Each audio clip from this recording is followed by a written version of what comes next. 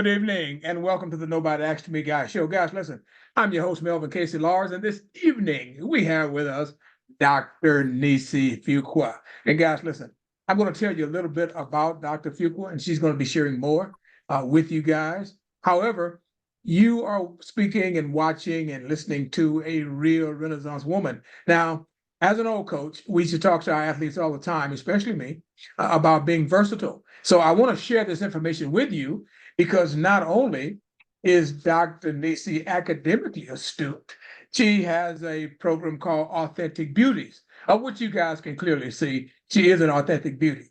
So listen, let me just share a few things with you. As first, Dr. Niecy has 20 plus years of workforce development experience with the federal government. Dr. Niecy Fuqua's advocacy for human resource development for private and public sector organizations is above reproach. In pursuing her quest to empower others on enhancing leadership skills, she is in demand as she frequently opines with various professional organizations and leadership conferences across the country. Now, her topics include, but are not limited to, educational leadership, women as leaders, leadership development, employment development, emotional intelligence, diversity and inclusion, effective communication, and other leadership-related topics. Now, Dr. Fuqua holds an undergraduate degree in management studies, a graduate degree in human resource development, and her Doctor of Management and Organizational Leadership. Now, Dr. Fuqua is the author of a book appropriately named Secure Your Cape, a woman's motivational leadership book. She also co-authored a textbook for colleges and universities across the United States, Cultivating a Culture of Nonviolence in Early Childhood Development Centers and Schools. Now, Dr. Fuqua is a certified time to teach trainer, which emphasizes classroom management. She is a certified diversity and inclusion trainer, presenter, and a certified workers' compensation guru as well.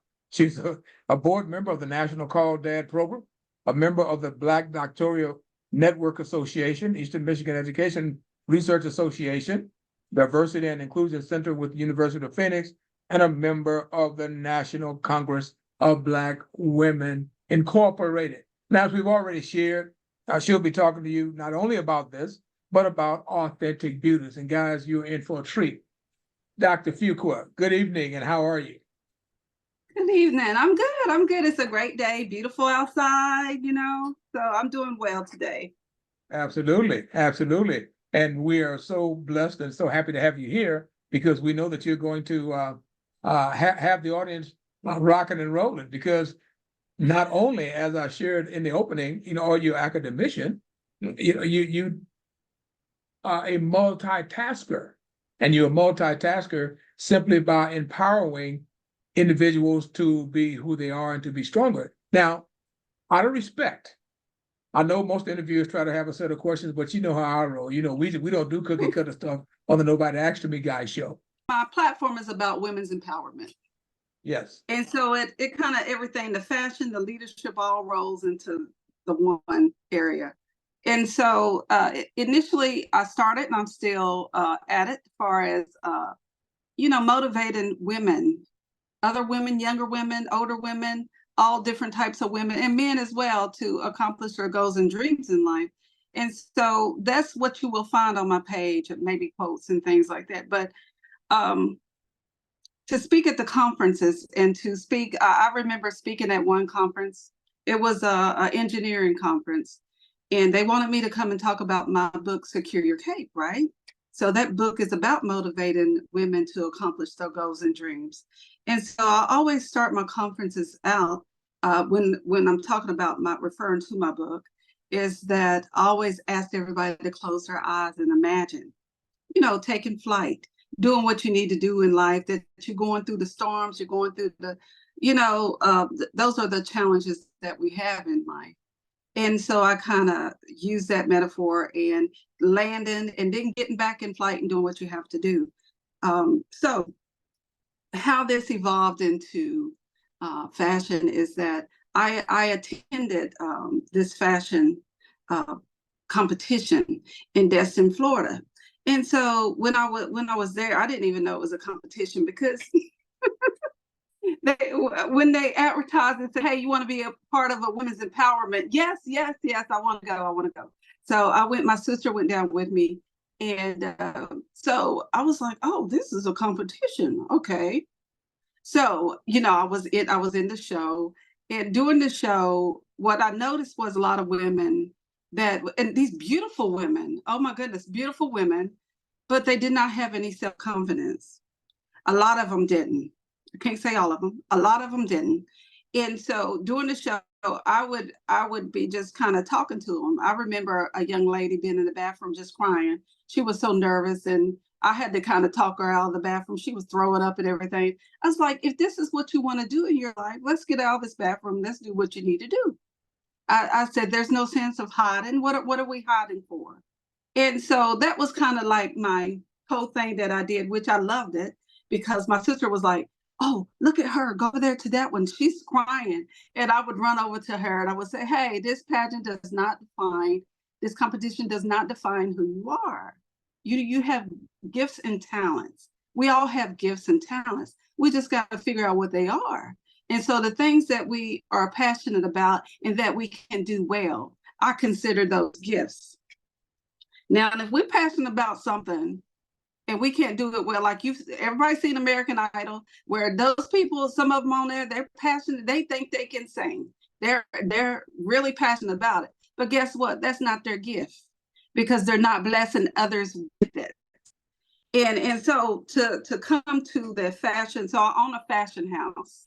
It's Authentic Beauties LLC. And so what my business is about is not only just going around the country having fashion shows. It's got to be a purpose. You just can't be going around having shows. It has to be a purpose. So the purpose of my shows is to put clothing designers in front of retail buyers with the hopes of getting their clothing line into stores. Not a promise, but at least put it in front of somebody that can do something about something. Because guess what? Jimbo down the street ain't gonna be able to get your clothing line in the stores. He can come to the show and watch and clap and everything and love your designs, but there's nothing that he can do to get your clothes in the store. So and also the opportunity for models, that's professional models as well as models that start out to get on the runway and build their portfolios, because we provide free photographs after each show to the models. And so, but as I always say, doing all the shows, it's much more than fashion here. It's deeper than fashion, because it's like when we wear clothes, right? We all like to look good. So when we put on certain clothes, it makes us, walk a different way, right? Mr. Lars, I know that you walk a certain way if you have your three-piece suit on, and it's like you're going to cut somebody. So you're going to walk a different way that you normally walk. So what I'm saying is that when we put these clothes on, it gives us the confidence, not only to go out to dinner or wherever it is we're going, but it gives us a confidence there in life to go out there and accomplish the goals and dreams that we have. And so that's how it evolved into that, because I feel like women, specifically women, because that's my platform. I love the men as well, but I want to be a role model for other women, for our younger women, because I want them to look to role models that's not maybe on a reality show that's doing some ratchet activities there. So I want to make sure that women everywhere, we need to be role models for other women and for the younger women. So that we have to pave that road for them, and so that's what I'm all about, and I enjoy it. I love just hearing women and hearing them tell me their stories and kind of motivating them and dropping little nuggets. They may not even know I'm dropping nuggets, and, and just to put something in their ear, so that they can I could do that, and so. I mean, that's just what it's all about. It's about we have got to set better examples. Myself, everybody, we have to, for the future generations. So that's what the fashion is all about. Well, listen, that is where we are traveling, if I can use that word, because that's perfect. I'd like to, as we are melding the show, to talk about fashion and to talk about academics. And definitely you are an empowerer of people. When we take the academic piece and we use the fashion piece as far as the beautification and as far as the confidence builder, how and you've done an excellent job of explaining how that works. People feel really good about themselves. They walk in, they feel comfortable and confident, and that kind of thing. But you and I both know that in this America and probably across the world, uh, especially males, and I am 100%, there always seems to be a lesser importance in the academic piece. And we will jump and hoot and holler when you are dressed really well and using the words of one of my old deceased friends, when you have your hair did, and that kind of thing. What have you found the largest disparities to be when you present yourself in the academic arena as opposed to the fashion arena? In the professional realm, as a Black woman, it's still difficult to, even though we go out there, we get the credentials that we need.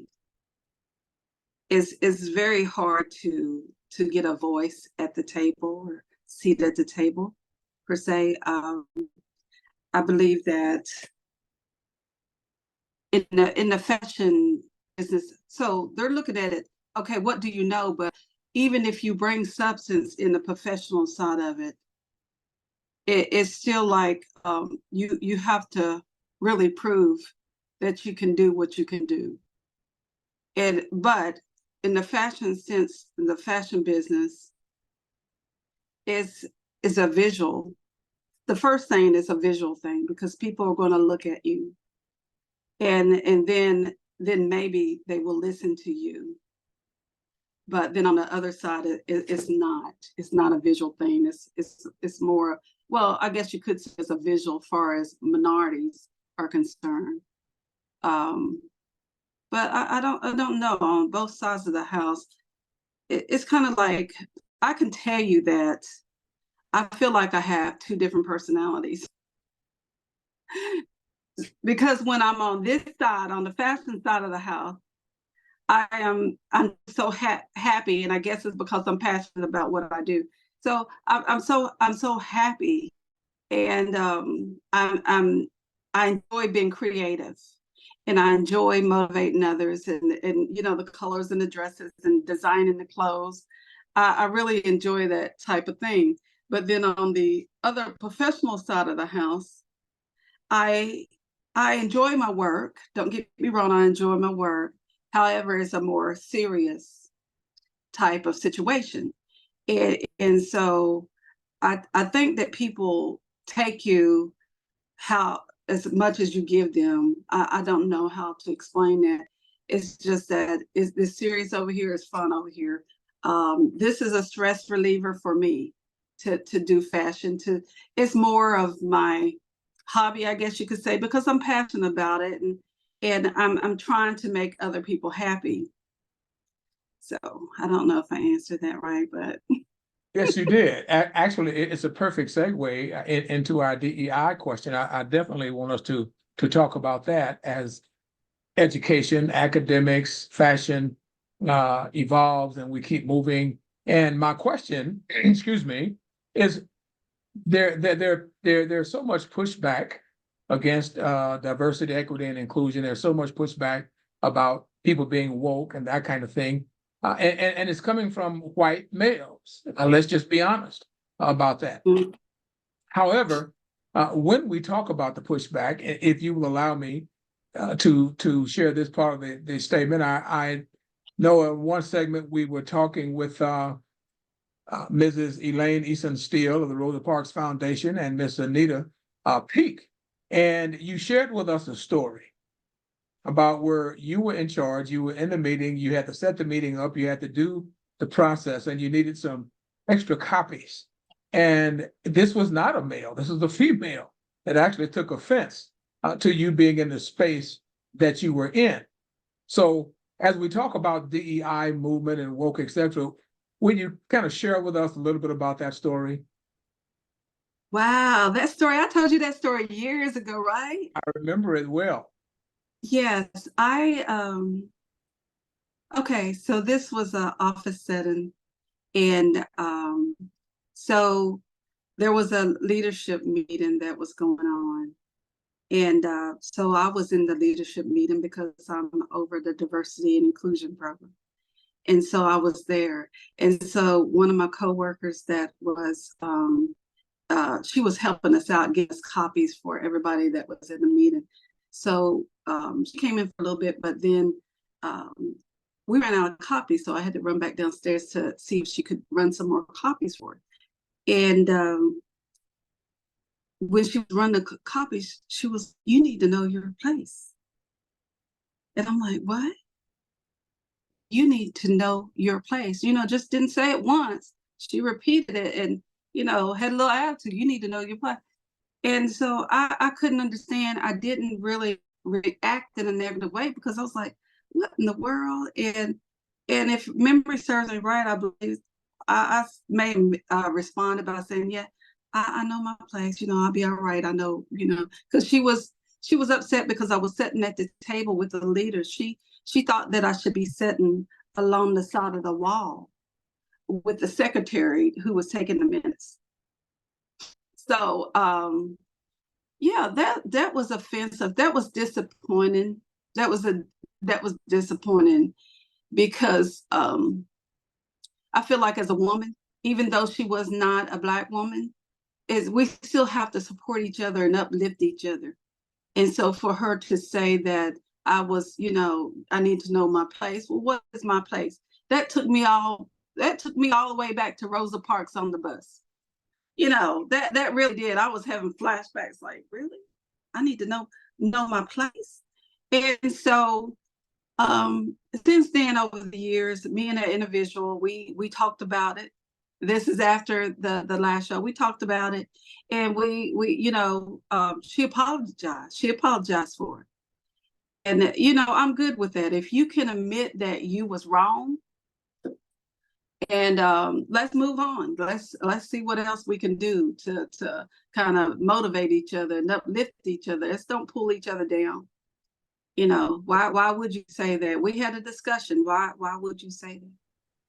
And she really didn't think that was offensive. Thought she was helping out because she felt like, I shouldn't be sitting at the table with a captain and the executive directors. But guess what? That's where I'm sitting at, and I'm still sitting there.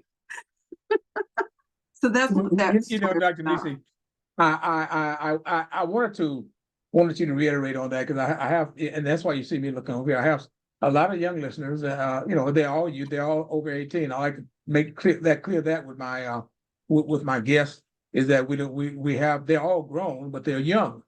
And so many times, as you and I talked the other day, quite honestly, is that our young people are so blinded by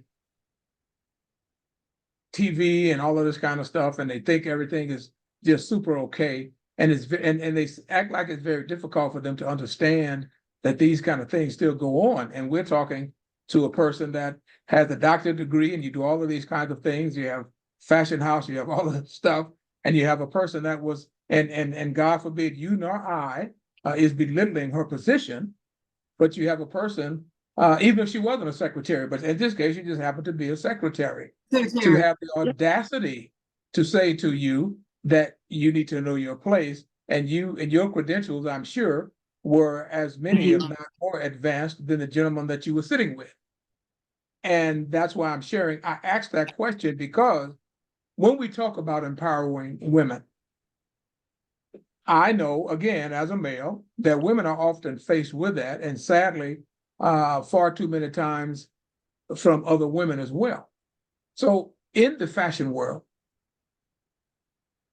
when you are presenting your fashions, your designs, or when you're working with women, do you find it more difficult to work with, or maybe it's equally as difficult to work with men fashion designers or with women?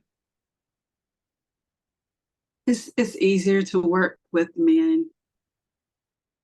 It is. Okay. And why do you As think that? far as okay, so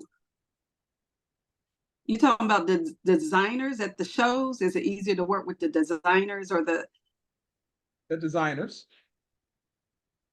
and those individuals that are on the fringes, the buyers, the okay, whole gamut, the whole gamut. to break it up there, far as the business side of it, what I learned a very hard lesson with my business is that initially I had went into business with other ladies.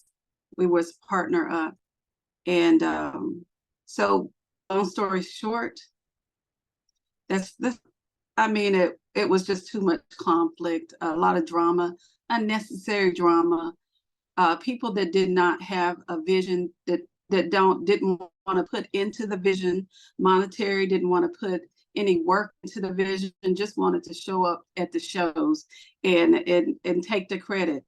And so it was difficult working with women that had hidden agendas, I guess you could say. And when opportunities presented them itself, they would do stuff on the side. So that's what I learned for as business partners. I would never work with another business partner, man or woman. I can do it myself. I don't need a business partner. And so I think that sometimes I was looking at it as, oh, we're gonna help each other, we're gonna uplift each other, we're gonna do this, and had a lot of opportunities. A reality show was presented to us, and so I guess they thought they was just going to run off with it and do some things on the side and just kind of push me to the side. But that's not how you do business, especially when I was the main person that was handling all administrative. So no, I had to separate them. But far as the business, that's the business. I would not prefer to work with men or women. I believe that God gives me gifts, and I'm going to go out and do what I need to do to help others with it. Far as the designers is easier, from my experience. I can't speak for everybody. Is that it's easier to work with men designers versus, especially if you're walking in show. When I'm walking in shows, and the women designers, they want to put you in things just to get you down the runway. But no, ma'am, no, ma'am.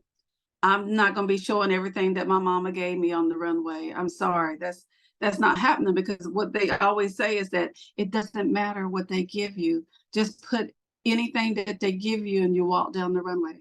No, no, because guess what? We have to feel confident in your product, in your clothes. And we're not going to be able to present it the way it needs to be presented if we're feeling a certain way about it. And so with men, they're more, I guess they're more conscious of what you look like and what's showing, what's not showing. And that's what I have learned over the years. I don't know why that is, but believe me, there's been a wonderful designers, women that have really designed some beautiful clothes for me that when I walk down the runway. But as far as the runway piece of it, far as the designers for my show, um, yeah, it's easier. The men is easier to work with because they want to come and do what they want to do. But the thing is, at the end of the day, it's my brand and it's my fashion house. And if you're putting things on my runway, I have to be in agreement with you putting on the runway. And that goes for the models. They have to understand that my business, my brand represents sophistication, glamorous, so we can't do anything ratchet on the runway. One time there was one model, it slipped through, and I didn't know she was going to do it.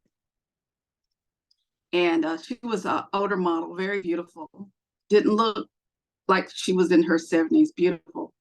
And so she was walking, I think I shared this story with you already. She was walking in some African attire. And then when she got down to the end of the runway, she kind of slid her breeches down a little bit so that everybody could see her thong when she turned around. Well, guess what? That's not what you were modeling. You were modeling the clothes. So things like that, I had to live and learn. So now before the shows, I had to have a discussion with the models. Hey, this is what my branding is about. Please do not go on the runway. Do not take cell phones on the runway. Do not, and most of the models that I deal with are professional models. This one, she was a professional model, but I guess she just felt like she had to show some extra stuff that night. But don't get me wrong, I enjoy working with everybody. But when it comes to my branding, I'm very serious about what it is that you're bringing to put on my runway. So that's the thing with that. Well, I'm protective.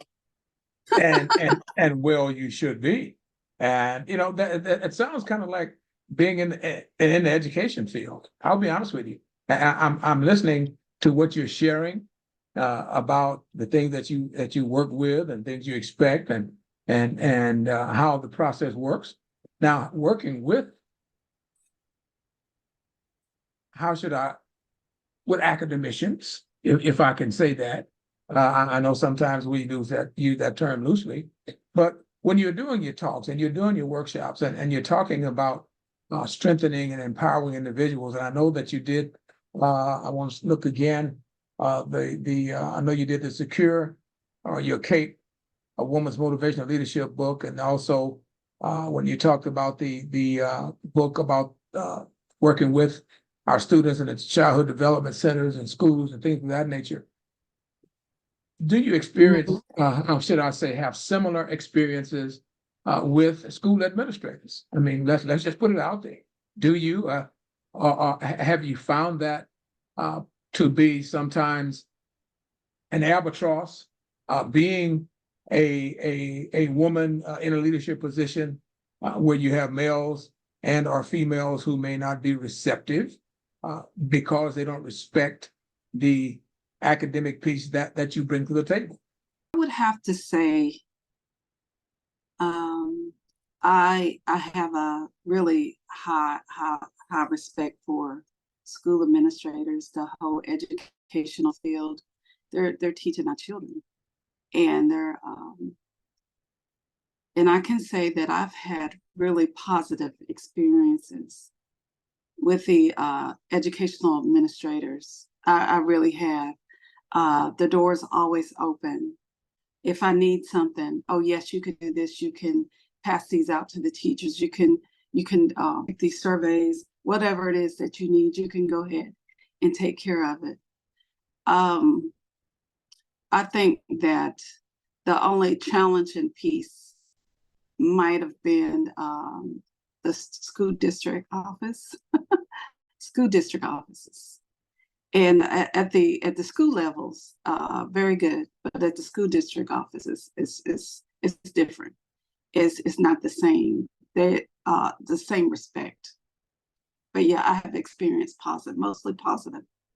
I wanted to know, as far as the school district individuals go, and I'm asking that on open and live TV in my audience, and that they know who I am, because as a consultant, as a former Michigan Department of Education consultant and high school principal and all that stuff, I find sometimes that the most difficult individuals to deal with are those individuals that sit at central office for whatever reason. And I was just wondering, if you had encountered some of those issues, possibly as you moved around, as you share your academic prowess, as you try to help to empower holistically. And I just wanted to ask that question because, again, we have young people here, and some of them are teachers, and a few are coaches, and that kind of thing. But listen, last question: if today you were sitting in front of, we'll just say two, to be modest, two buyers, and they were really interested in your designs and how you run your fashions, what do you feel would be your biggest selling point to get those buyers to make those purchases and put your wares in their facilities? Okay, so I'm glad you asked that question.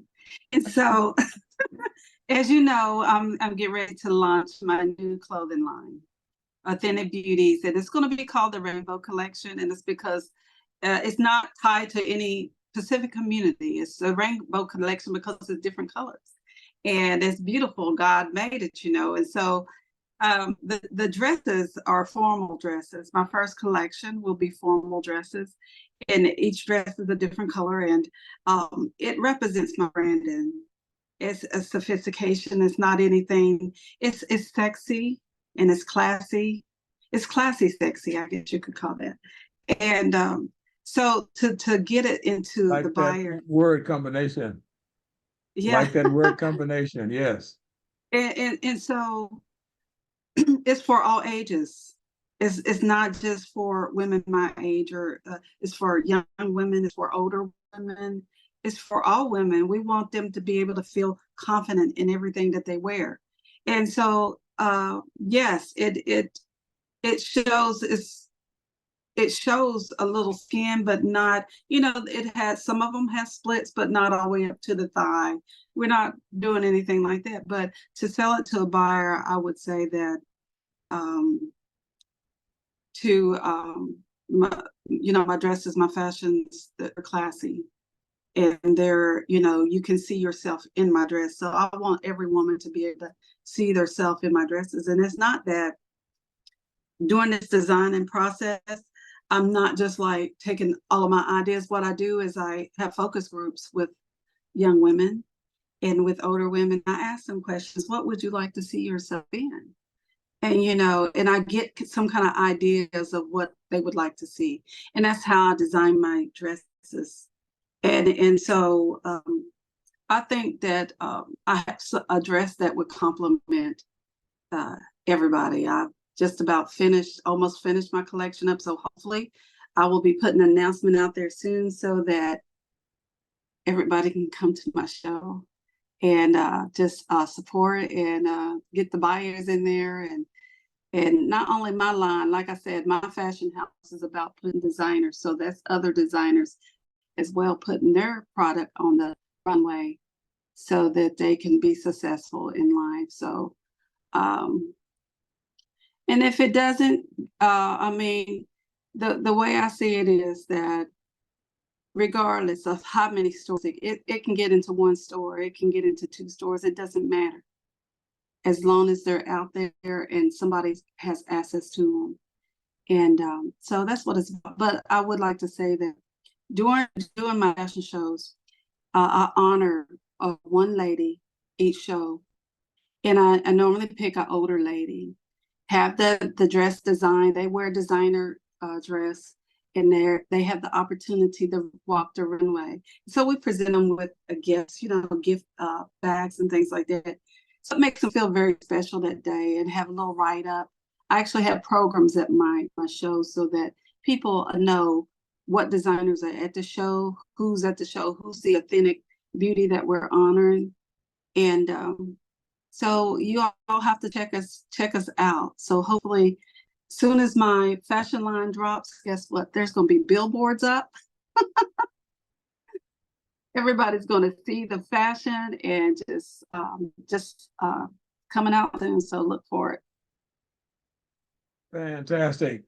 Dr. Niecy, do you have any parting words or any suggestions for our young people that they've been sending up the thumbs up and hearts and that kind of thing all throughout this process? You have any closing words that you'd like to share with them? And then once you do that, if you will tell them how they may contact you. Okay, so what I would like to say to the men and the women that's listening this evening is that empowerment is about taking control of your life. Anybody can take control of your life in every aspect of your life that you do. You know, your work, your family, your hobbies. everything political, everything that you do, you can take control of that. So that's what you call empowerment, taking control of yourself. You can control your destiny. You can. And what I always say, be who God designed you to be. Walk in your purpose, your passions. And because what is the saying that you always hear, if that if you do something, you get a job that you love and you're passionate about, you never work a day in your life? Absolutely. Absolutely. That's where I'm Absolutely. at. So I'm very happy. And so where you can contact me is that you can either send an email to drdleadershipcorner@gmail.com. You can send me messages on Instagram, Authentic Beauty. So I have an IG, Authentic Beauties. Just send a message. My daughter actually manages my social media pages, but she gives me my messages. And so just send a message if you want to get a hold of me there. Facebook, Dr. Niecy Facebook account. And I have a Twitter account with his Authentic Beauties. So Authentic Beauties, we're out there. And so just contact me. And we can chat. We can chop it up. We can chop it up. I guess they still say that. I don't know. Yes, they do. Yeah, yes, they do. Yes, they do. You have some smiley faces going up and some thumbs going up. So yes, they do. Well, Dr. Niecy, listen, it has certainly been a pleasure having you on and speaking with you this afternoon, you sharing with us. And when you get ready to launch that line and you talk about your fashions, you got to come back and you got to talk with us again, and we're going to do this. So guys, listen, this has been the Nobody Asked Me Guy Show. I'm your host, Melvin Casey Lars, and as always, we ask you to go to YouTube, look up the Nobody Asked Me Guy Show, and subscribe to our channel. And it's a free subscription. We are not going to ask you for one thin dime.